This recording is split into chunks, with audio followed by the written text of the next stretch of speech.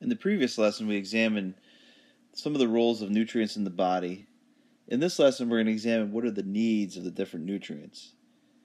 And we're going to break them down into macronutrients and micronutrients. So by the end of this lesson, you should be able to define the vocabulary, understand the concepts.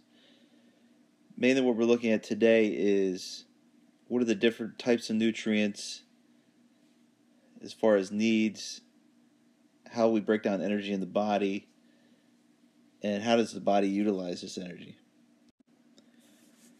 So how do macronutrients and micronutrients differ in the body? Well, if you look at the root macro and micro, macro means large quantities. So our macronutrients are things like carbohydrates, protein, fat, and water. We need these in large quantities, and they're providing the main functions in our body, such as energy, growth, metabolism, and other major functions.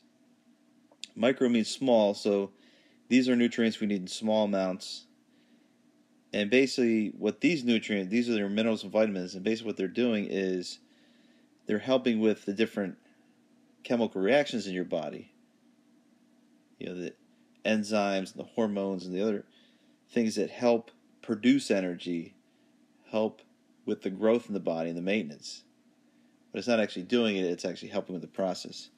If we look at our needs for macronutrients, carbohydrates, fats, protein, if we look at the pie chart, you see most of our diet should be carbohydrates and fats with a smaller portion of proteins.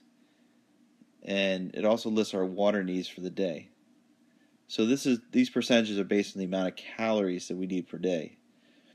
If you look at the bottom chart, it examines for boys and girls and their teen years how much they need of different vitamins and minerals.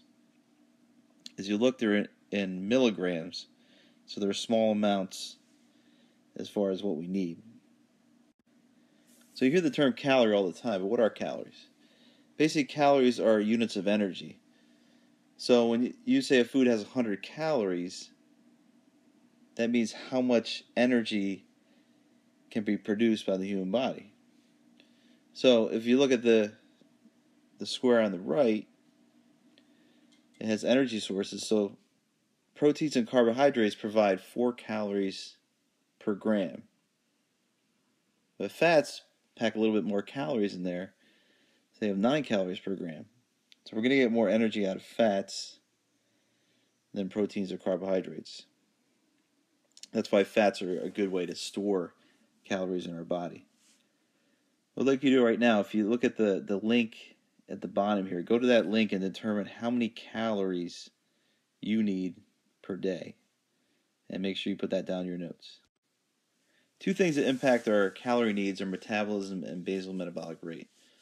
Metabolism is basically how your body breaks down food for energy and how it breaks it down. So if you have a higher metabolism, it's going to break down food a lot faster. Typically, teens have a higher metabolism, so they really need to eat more calories.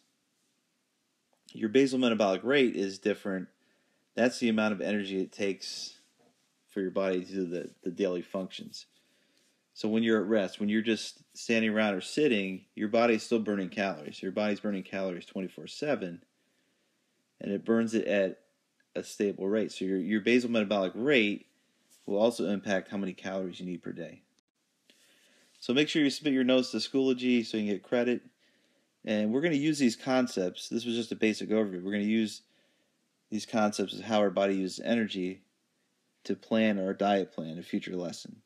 In the next lesson, we're going to look at the history of dietary guidelines, or things that the government has recommended for our diet.